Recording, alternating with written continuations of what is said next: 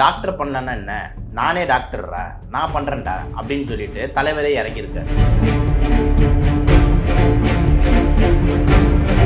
சும்மா ஒன்றில் சாப்பிடும் போது நம்ம பல்லு நாக்கில் கடிச்சிக்கிட்டாலே அப்படி வலிக்கும், ரத்தம் வந்துக்கிட்டே இருக்கும். நம்ம அப்படியே அழுத்தி அழுத்தி அழுத்தி அழுத்தி அதை இது பண்ணும். அதை சர்டிஃபைட் பண்ணாத டாக்டர் ஹேண்டில் பண்ணுறதுங்கிறது ரொம்ப ரொம்ப ரொம்ப பெரிய தப்பு.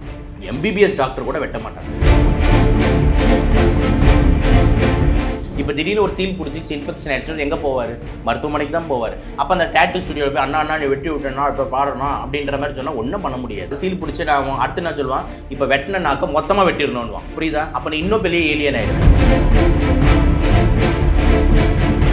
இவர் தான் ஏலியன் ஆச்சே, இன்னும் கொஞ்சம் டிஃப்ரெண்ட்டாக யோசிப்போம் அப்படின்றதுக்காக என்ன பண்ணுறாரு, நீங்கள் பிளாக்கில் தானே நீங்கள் லென்ஸை மாட்டுறீங்க, நான் ஏன் இந்த வெள்ளையே பிளாக் ஆகிட்டா அப்படின்ற மாதிரி யோசிக்கிறாரு.